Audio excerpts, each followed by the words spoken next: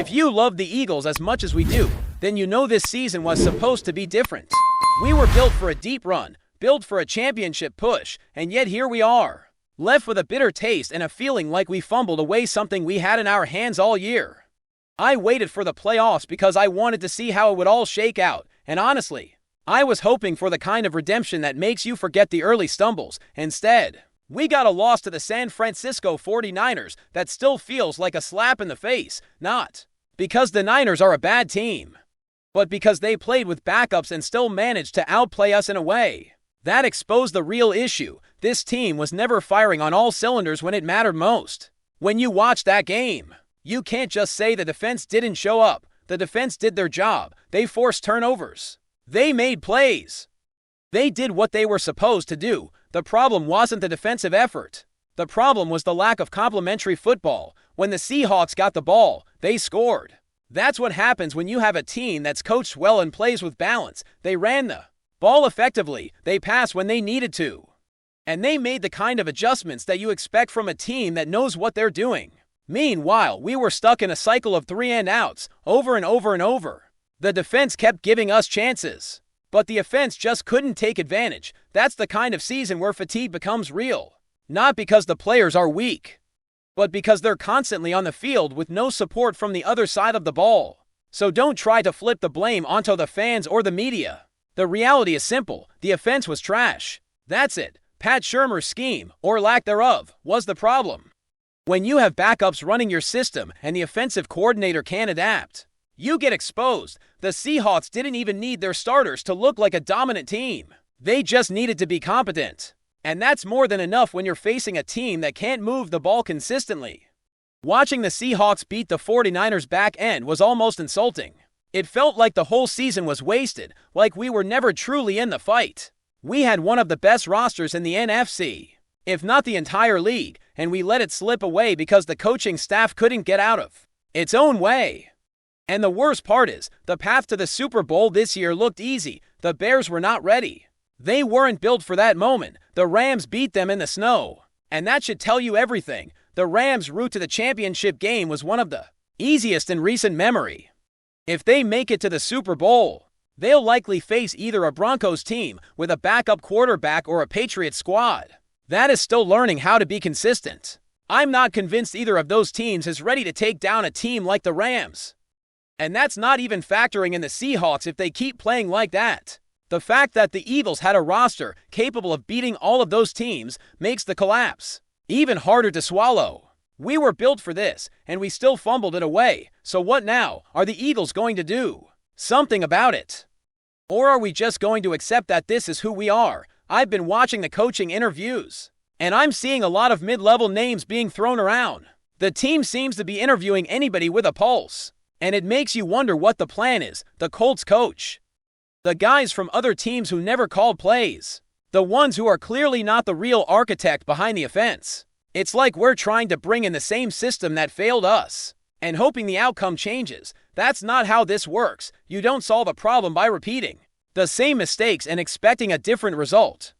Yet here we are, watching names come up that don't inspire confidence, that don't scream, "This is the guy who can fix what went wrong." Then you start seeing names like Brian Daboll, and you have to pause. Daboll has a proven track record.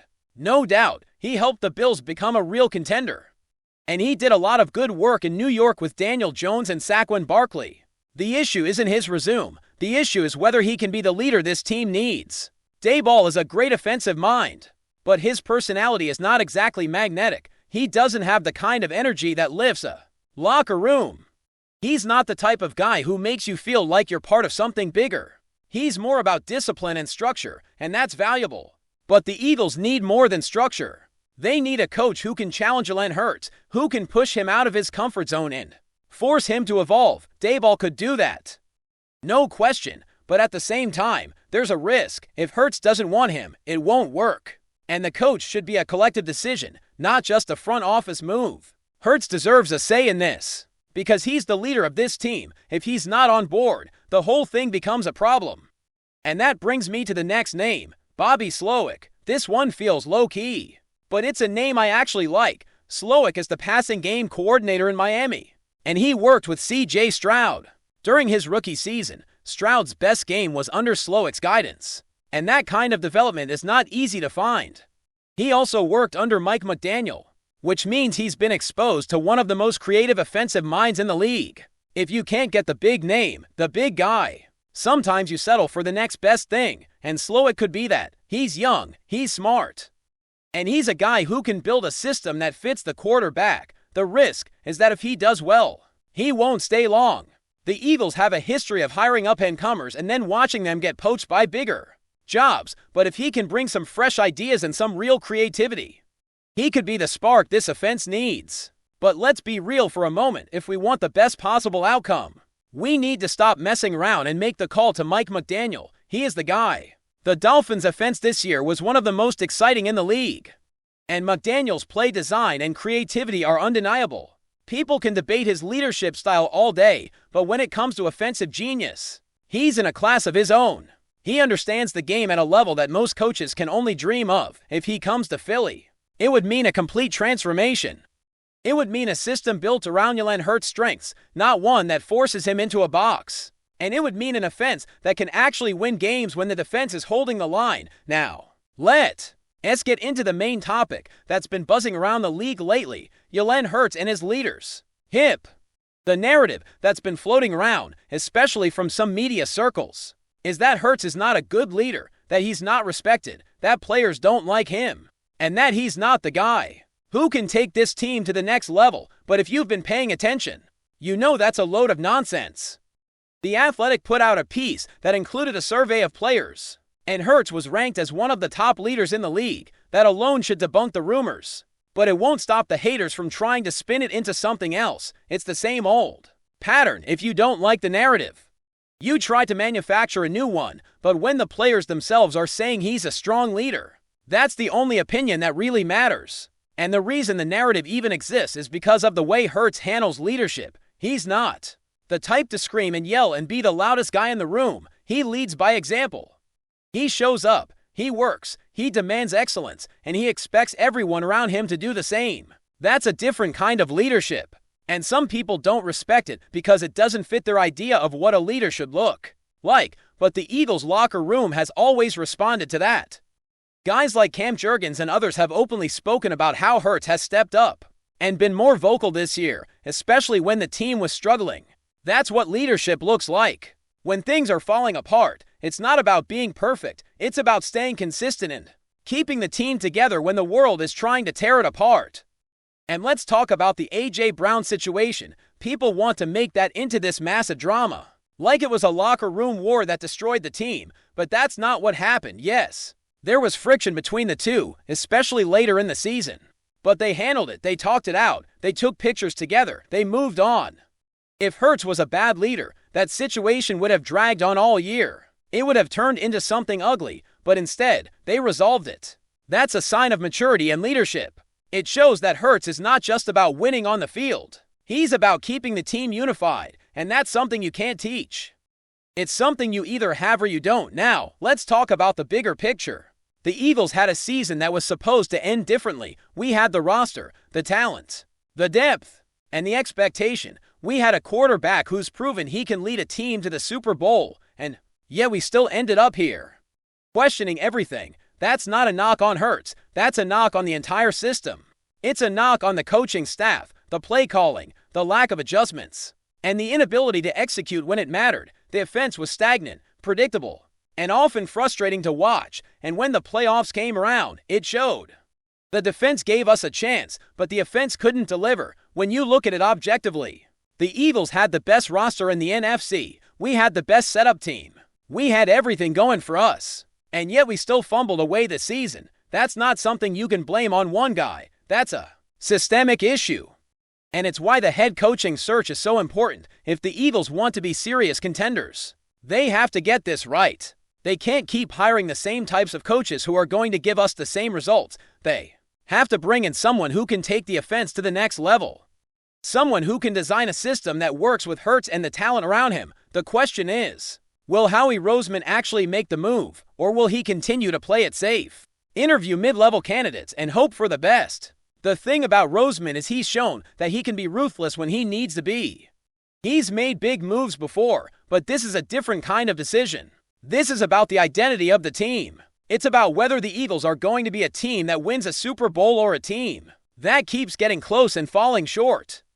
It's about whether we're going to be bold enough to bring in a coach like Mike McDaniel, someone who can truly transform the offense and give Hurts the tools he needs to dominate. And that's the real issue here. The Eagles have the talent, but they don't have the system. Hurts is not the problem. The coaching is. The play calling is. The lack of creativity is. And the fact that the team keeps floating around the same names and the same ideas is proof that they're not thinking big enough. If you want to win, you have to take risks. You have to make the bold move. You have to bring in the guy who can change everything, because if you don't, you're just going to keep repeating the same cycle. So as we look ahead to next season, the question isn't whether Hurts is a leader. The question is whether the Eagles are going to give him the support he needs.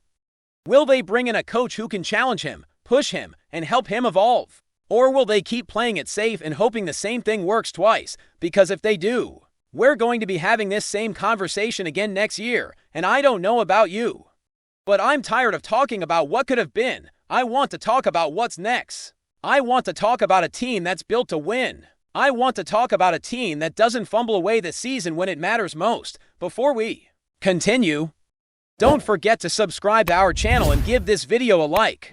Your support helps us keep delivering the latest updates on our Philadelphia Eagles. And don't be shy, share your thoughts on the news in the comments below. The American football landscape was thrown into disbelief after whispers began circulating that the Eagles are preparing to unveil Josh Allen as their newest star. What initially sounded like locker room chatter quickly escalated into one of the most explosive rumors the league has seen in years, round front offices, media circles, and fan communities. The same question echoed: could the face of the Bills truly be on the move? Sources close to the situation suggest that the Eagles' leadership has been quietly monitoring Allen's situation. Convinced that a rare window has opened, the idea of pairing Philadelphia's aggressive roster philosophy with a quarterback of Allen's stature has fueled intense speculation. Known for his arm strength, physical presence, and ability to change games on his own, Allen represents the type of transformative figure franchises rarely have a chance to pursue. What makes the rumor even more dramatic is the silence from Buffalo. The absence of an immediate denial has only intensified the intrigue, with insiders interpreting it as a sign that complex negotiations could be unfolding behind closed doors. League executives privately admit that such a move would redefine the balance of power, not only within the conference, but across the entire NFL. In Philadelphia, optimism is reportedly mixed with disbelief. Fans are daring to imagine an offense reshaped around one of the league's most electrifying quarterbacks, while analysts debate the financial and strategic hurdles such a move would demand. The Eagles, long known for bold decisions, appear comfortable letting the rumor breathe, aware that uncertainty itself can be a strategic weapon. For now, nothing is officially confirmed, and the story lives in the gray area between ambition and reality. Yet the mere possibility of Josh Allen wearing Eagles green has already sent shockwaves through the sport, proving that sometimes speculation alone is powerful enough to dominate headlines and ignite a nation's imagination. That's it for this update. If you enjoyed the video and want to stay updated with exclusive news about our Philadelphia Eagles, be sure to subscribe to our channel and hit that like button. We can't wait to hear your thoughts in the comments. See you in the next video.